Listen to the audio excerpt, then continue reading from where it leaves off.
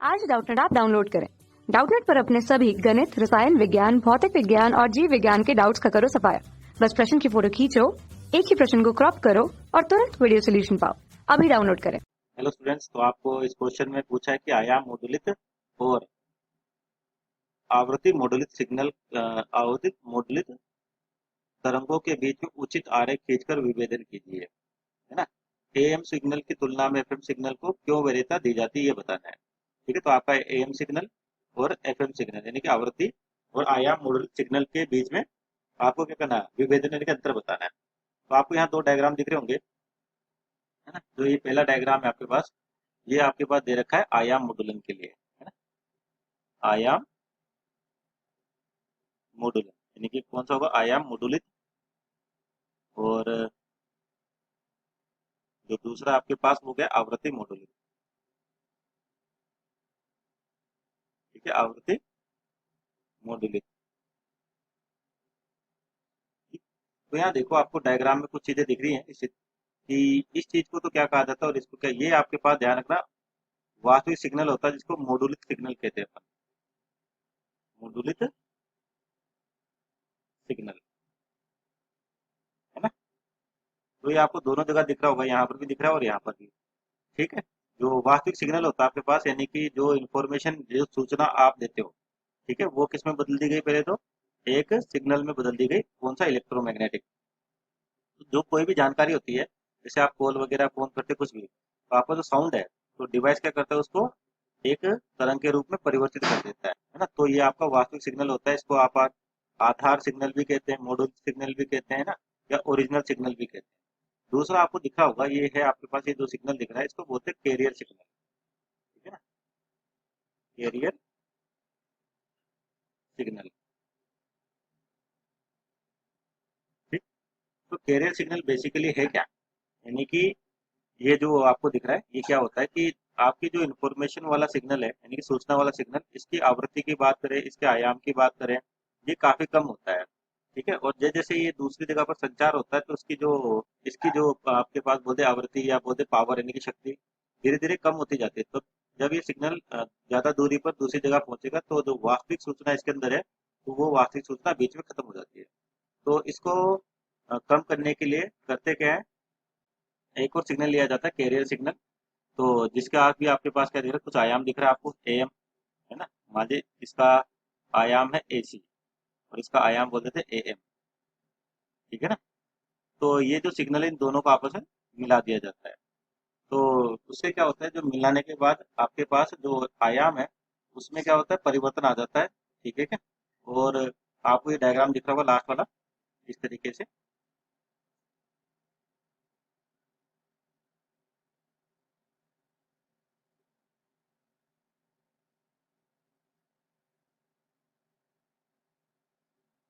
ठीक है, ये सिग्नल, तो इसके अंदर यहाँ से यहाँ तक आप देखोगे, तो ये तो हो गया ए एस टी। ठीक है ना, और यहाँ से यहाँ तक हो गया ये ए एम। तो जो आपका वास्तविक सिग्नल, उसका क्या आयाम में क्या हो गया, परिवर्तन हो गया, आयाम बढ़ रहा है, घट रहा है।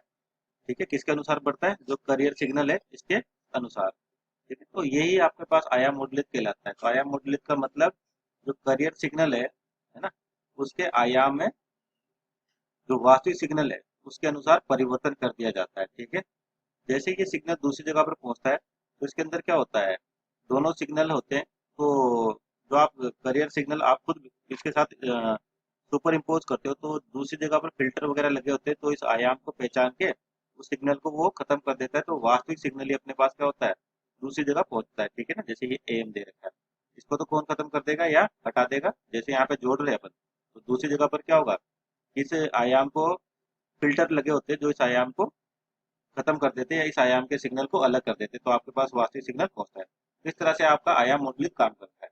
तो इसके अंदर डेफिनेशन देखें तो बेसिकली क्या होता है कि करियर सिग्नल के आयाम को मॉडुलित सिग्नल के आयाम के अनुसार परिवर्तित करते हैं। ठीक है, और दूसरा, अगर आयाम में चेंज हो तो आपकी आवृत्ति और कला यानी कि फेस दोनों क्या रहते हैं, नियत रहते हैं। उसी तरह से आपको यहाँ पे दिख रहा होगा, जैसे ये कौन सा सिग्नल हो गया आपके पास, मॉडुलित सिग्नल हो गया, यानी कि ओरिजिनल सिग्नल या वास्तविक सिग्नल। अब ये दूसरा दिख रहा है आपको, करियर सिग्नल। इसके अंदर क्या है, जब आपके पास फाइनल वेव बनती है, तो फाइनल सिग्नल बनता है। तो इसकी आवृत्ति में क्या हो रहा है आपको देखो, यहाँ पर आवृत्ति ज्यादा दिख रही है, यहाँ कम हो गई, फिर ज्यादा होगी, फिर कम हो गई, यानी कि आवृत्ति में परिवर्तन हो रहा है। लेकिन जो आयाम है, दोनों का आयाम क्या दिख रहा है, बराबर दिख रहा है आपको। केवल यहाँ पर किसमें परिवर्तन होता है, आवृत्ति में परिवर्तन होता है। इस प्रक्रिया में क्या होता है कि जो कैरियर सिग्नल है उसके आवृत्ति को जो आपका मॉड्यूल सिग्नल है उसकी आवृत्ति में बदल देते हैं। इसको शॉर्टकट में अपन एम टी लिख देते हैं, इसे डिनोट कर देते हैं। यानी कि ये आपके पास कौन सा होगा, एम टी होगा ना, मॉड्यूलेट सिग्नल। और ये कैरियर सिग्नल है तो इसको लिखते हैं सी टी। ठीक है, तो ये क्या होगा आपके पास, सी टी। अब दोनों दोनों को मिलाया तो आपके पास फाइनल वेव इस तरह से बनेगी जो एफएम कहलाएगी। ठीक ठीक है, तो ये इसको कई बार ध्यान रखना, वाहक तरंग भी कहते हैं अपन। जो कैरियर सिग्नल है इसको क्या कहते हैं, वाहक सिग्नल भी कहते हैं या वाहक तरंग भी कहते हैं। ठीक है, वाहक तरंग। तो इनका डिफरेंस लिख लेते हैं, दोनों का क्या डिफरेंस है कि आपके एप्लीकेशन दिख रही होगी जिसकी एएम के यानी कि आयाम मॉडुलेट।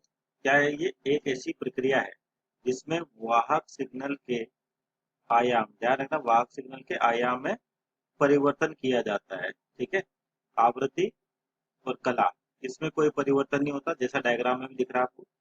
उसी तरह से एफएम की बात करते हैं, तो एफएम सिग्नल के अंदर यानी कि आवृत्ति मॉडुलेट में ऐसी प्रक्रिया जिसमें वाहक तरंग की आवृत्ति में परिवर्तन किया जाता है, आयाम और कला में कोई परिवर्तन नहीं होता। जैसा आपको दिख रहा होगा, जो आयाम आपको यहाँ पर दिख रहा है वही आयाम यहाँ पे दिख रहा है, लेकिन जो आवृत्ति है यहाँ से यहाँ की आवृत्ति, ठीक है ना, कि यहाँ से देखें, यहाँ से यहाँ की आवृत्ति में क्या अलग है और यहाँ से यहाँ की आवृत्ति अलग है आपके पास। ठीक, तो ये आपके पास दोनों सिग्नल हो गए, कौन सा, एम और एफ।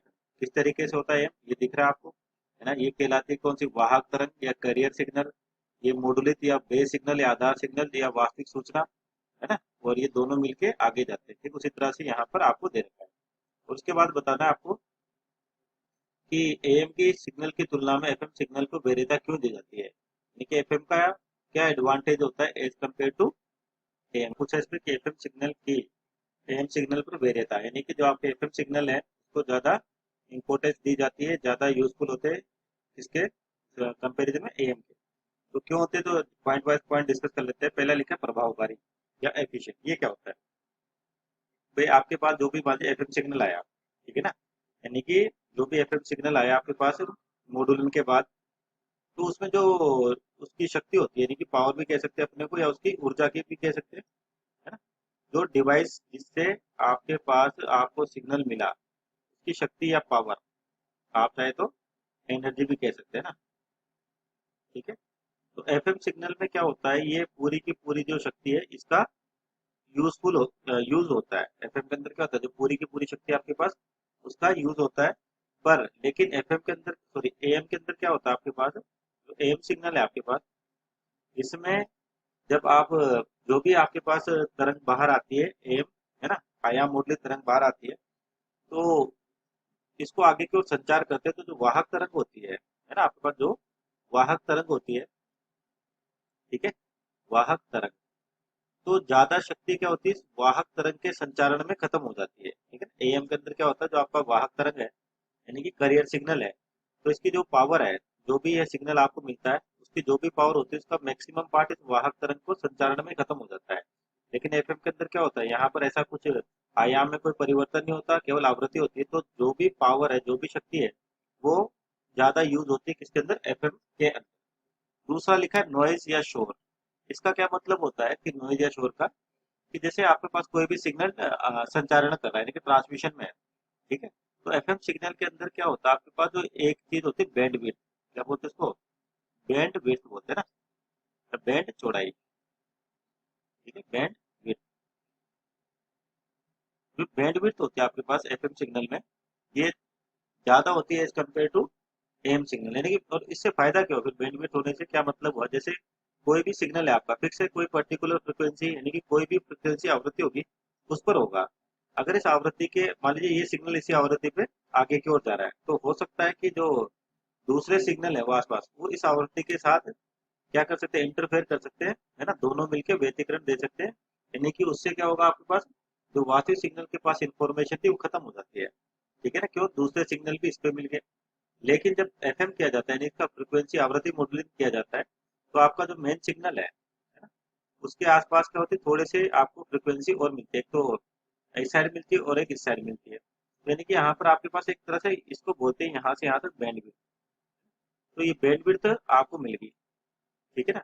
अब बैंड विड्थ यहाँ मिल गई तो क्या होता है, जो दूसरे सिग्नल है, ठीक है, तो जो ओरिजिनल सिग्नल है उसके साथ इंटरफेयर नहीं कर पाते, ठीक है ना। तो इससे क्या होता है कि आपका जो सिग्नल है उसके अंदर जो शोर या नॉइज, और नॉइज का मतलब ध्यान रखना अनवांटेड साउंड, जो अपने को नहीं चाहिए, क्योंकि वास्तविक सिग्नल है वही सिग्नल अपने को दूसरे को भेजना है। तो जैसे ही आप आवृत्ति मॉड्यूलेशन करते हो तो आपको जो फ्रिक्वेंसी होती है वास्तविक, उसके साथ में ये दो फ्रिक्वेंसी और मिलती है एक तरह से, तो आपको एक रेंज मिल जाती है फ्रिक्वेंसी आवृत्ति की, जिसको बैंड विड्थ कहते हैं अपन, है ना? तो जो क्या होगा, जो आसपास के सिग्नल होंगे, तो इस बैंड विड्थ के कारण वो इसके साथ इंटरफेयर नहीं कर पाएंगे, कि आपकी इंफॉर्मेशन सेफ रहेगी, या बोलते हैं अनवांटेड साउंड आपके पास नहीं आएगा। लेकिन एएम के अंदर क्या होता है, आपके पास ये बैंड विड्थ बहुत ही कम होती है, ठीक है ना। तो उसकी वजह से क्या होता है, आपके पास जो नॉइज यानी कि अनवांटेड साउंड है वास्तविक सिग्नल के साथ मिल जाता है ना, और सिग्नल की क्वालिटी को कम कर देता है, ठीक। तो दूसरा ये इंपॉर्टेंट। तीसरा लिखा रेंज या परास, ठीक है ना, कि आपके पास इसमें जो एफएम सिग्नल्स हैं, ठीक है, जो आपके एफएम सिग्नल है, इसमें क्या होता है, आप आकाश तरंग संचरण जो पढ़ा था अपन ने, स्पेस वेव बोलते हैं जिसको, आकाश तरंग संचरण, ठीक है ना, आकाश तरंग संचरण। तो इसका उपयोग होता है, तो इससे क्या होता है कि आपके पास जो सिग्नल है वो ज्यादा दूरी पे भेजे जा सकते हैं, लेकिन इनका परास यानी कि एफएम सिग्नल का क्या होता है, परास ज्यादा होता है इसके मुकाबले, एएम के मुकाबले, ठीक है ना। क्योंकि आप क्या करते हो, यहाँ पर जो संचारण माध्यम है या संचारण का तरीका है वो कौन सा होता है, आकाश तरंग संचारण यानी कि स्पेस वेव कम्युनिकेशन।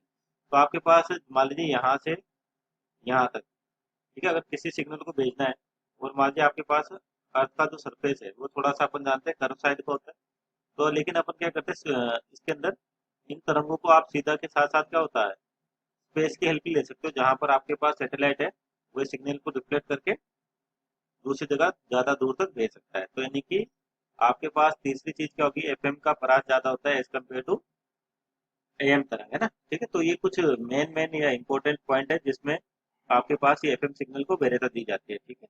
हालांकि बहुत सारे और होते हैं कि जो एफएम है ना, ये क्या होता है, आपके पास में बैंडविड्थ ज्यादा होती है आपके पास, जैसे वो इसी के अंदर आ जाता है ना, बहुत सारी चीजें। पर जो मेन मेन पॉइंट है आपके पास वो इसी के अंदर प्रभावकारी होता है, शोर यानी कि अनवांटेड साउंड जिसको नॉइज कहते हैं, और परास यानी कि रेंज, ठीक है। और कह सकते हो आप, जैसे मान लो यहाँ पे बैंडविड्थ होती है एफएम के अंदर, तो एक ही सिग्नल को, या कह सकते हो एक ही चैनल पे आपके बहुत सारे सिग्नल ट्रांसफर किए जा सकते हैं ना, ठीक। ओके, तो ये डिफरेंस था बेसिकली आपके पास एफएम का एएम पर। Thank you. कक्षा 6 से 12वीं से लेकर नीट, आईआईटी, जेईई वो एडवांस के लेवल तक 1 करोड़ से ज्यादा छात्रों का भरोसा। आज ही डाउनलोड करें डाउटनेट ऐप या व्हाट्सएप करें अपने सारे डाउट्स 8400 400 400 पर।